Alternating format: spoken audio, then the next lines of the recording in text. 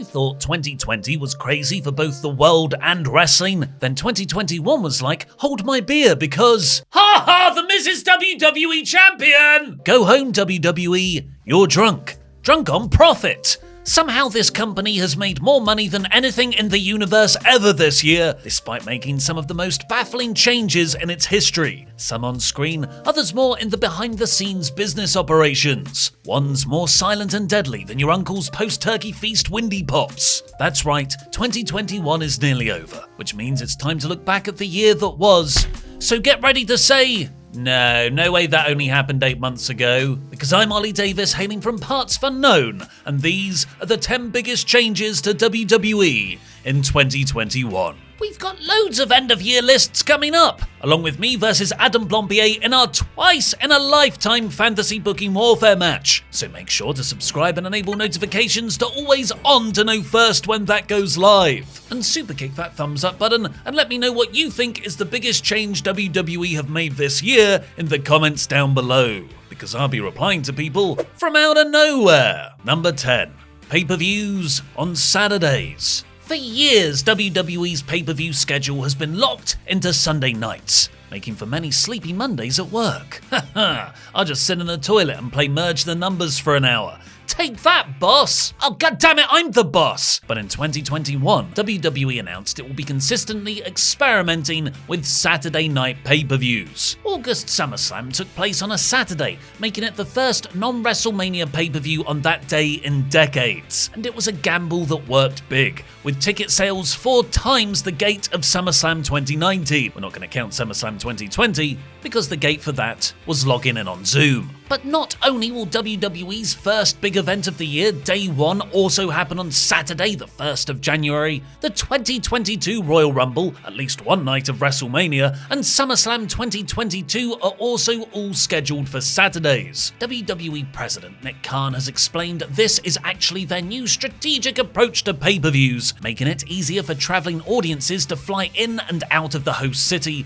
with these big shows being held in stadiums over arenas. And at least initially, it appears to be working big. Number 9. The NXT Women's Tag Team Championships. You know what WWE's biggest problem is? They need more belts. They don't have enough championship belts. And 2021 saw its newest title added, unveiling the NXT Women's Tag Team Championships in February. The titles were awarded to Raquel Gonzalez and Dakota Kai before immediately being lost to Ember Moon and Shotzi Blackheart, which rather predictably set them up as one of the lowest valued championships in the entire company. It's also seemingly stopped the main roster's Women's Tag Team Championships from appearing on NXT, despite that being part of their concept when they were first introduced in 2019. Number 8. WWE lets talent out of non-compete clauses. Be careful what you wish for, WWE superstars. For almost 5 years, wrestlers have often requested they be let go from the company, either privately or publicly, so they can spread their grappling wings elsewhere. In 2021, that wish, along with loads of other wrestlers who hadn't asked for their release, was granted. Amidst the mass roster cuts this year,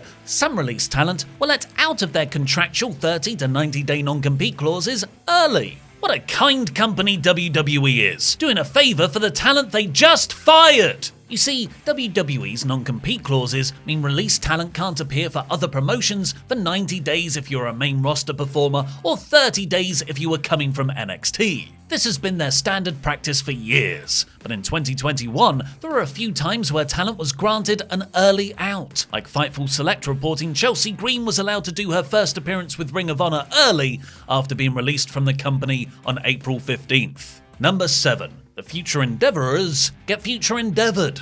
WWE releasing loads of wrestlers was a running theme throughout 2021, but it wasn't just on-screen talent who were let go. The corporate staff were also heavily impacted, along with entire divisions being scrapped or merged, like the combining of 2 different design departments and several high-level executives getting dismissed. 2 of the longest-running key figures in WWE's talent relations sector were also let go: Mark Carrano and Canyon Ceman.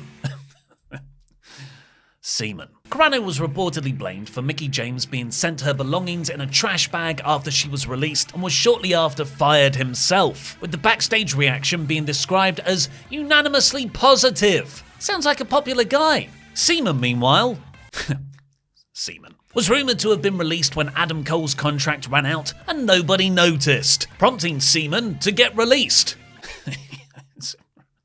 Seaman release. But don't worry, John Laurinaitis is now the head of talent relations after sporadically holding that title between 2001 and 2012. And with all that fresh-faced experience, he's taking the company back to the dark ages because... Number 6. WWE changes its hiring process. As Vince McMahon is determined to confirm that you cannot, in fact, teach an old dog new tricks, WWE has drastically changed what it looks for in signing new talent. Gone are the days of seeing indie darlings suddenly appear in the crowd at takeover shows, because the current hiring mission statement is to sign big, young guys who can one day main event WrestleMania. While this is a mindset more fitting of the 80s, early 90s, and mid to late noughties, one that was thought changed by the success of CM Punk and Daniel Bryan in WWE, this does kind of make pragmatic sense. WWE's NXT ultimately lost to AEW in the indie-style wars, and Vince consistently botched NXT call-ups to the main roster. At least this way, we can see Bron Breakker get pushed right to the top, because they can't screw Bron Breakker up, right? Right? Speaking of AEW beating NXT, number 5. See you next Tuesday, NXT War. Huh. What is it good for? Forcing WWE's third brand to be moved to a different day. Say it again! After counter-scheduling AEW Dynamite on Wednesday nights for a year and a half, WWE and the USA Network finally threw in the towel in April 2021. After NXT TakeOver Stand and Deliver, NXT moved to Tuesday nights, where viewership has remained pretty much consistent from before, but AEW's has soared thanks to fans returning, big signees, and, arguably, now running unopposed on Wednesdays. It was around this time that Vince McMahon, Nick Khan and Bruce Pritchard made a rare visit to the Performance Center, where everyone was reportedly reassured about the future of the brand and thought nothing would happen to it. Number 4, NXT 2.0, psych! While the move to Tuesday signalled the end of the Wednesday Night Wars, Triple H still had plans for his NXT-verse, or whatever it was he called it, reportedly keen to enhance the Cruiserweights role in the show. But NXT TakeOver 36 signalled the end of NXT as we knew it. Vince McMahon does not like losing, and NXT lost, and lost hard, to AEW. So Vince took Hunter's prize toy from him and gave it a midlife crisis. Fancy new colourful logo, a focus on young sexualised women, and even a new name. My Uncle Steve pulling up to Sunday dinner on a motorcycle with jet black hair and a new 21-year-old girlfriend was more subtle than this. NXT 2.0 debuted on September 14 and featured a new venue, all the colour, and tons of new stars. The show is NXT in name only at this point, with NXT 2.0 very much maintaining a more main roster feel, replacing long modern style matches with comedy skits and characters who feel more at home in 1995 WWF. They've even dropped the TakeOver name for pay-per-views, and the existing old guard of Johnny Gargano and Kyle O'Reilly could join Adam Cole on the way out by the end of the year. Number 3, the return of fans. But WWE wasn't all bad, because after well over a year in lockdown, with the majority of that in the Thunderdome, arguably the most positive change to the company and wrestling as a whole for 2021 was you.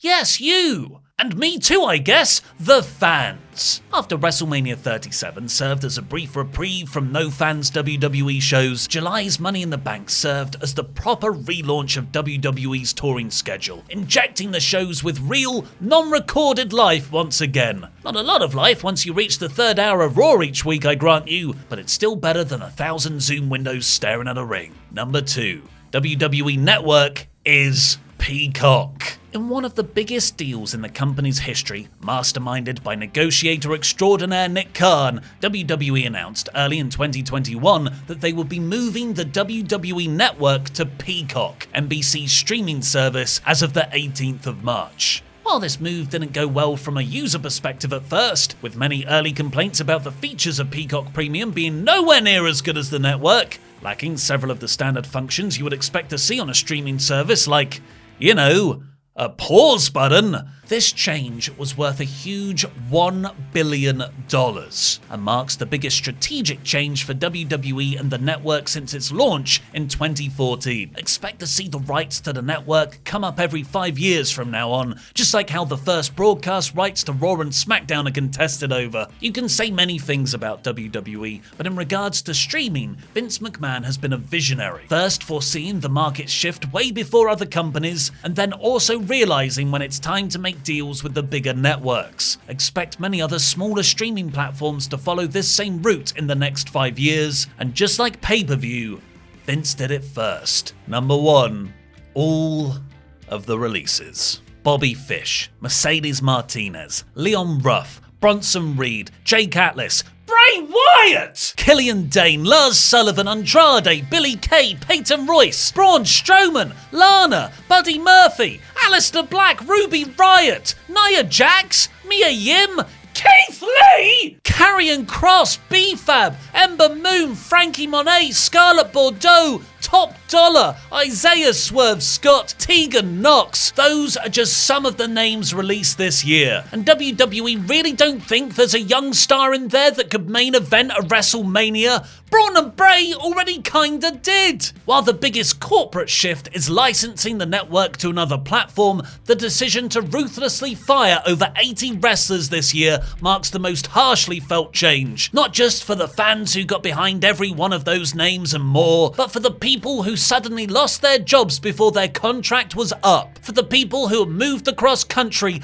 uprooted families so they could work for the biggest wrestling player in town, who were then fired at a time when said biggest wrestling player in town was making more money than it had ever done before, while the outside wrestling world still hadn't recovered from the pandemic's lockdown. WWE firing so many wrestlers this year marks a significant change in strategy from 2018, where they signed and hoarded talent to keep them away from competitors like New Japan and then AEW, flooding the market with free agents, severely reducing the amount they can charge for dates. It's a decision not just felt on screen with the thinning star power, backstage for wrestlers worried they could lose their jobs at any moment, but also for the fans, many of whom have decided they no longer want to support a company that behaves like this. Well, that was a cheery end to the list. It's been a rough year, people, so please subscribe to partsFUNknown and share this video around. And let me know what you think is the biggest change to WWE in 2021 in the comments. Check out our other videos on PFK. I've been Ollie Davis.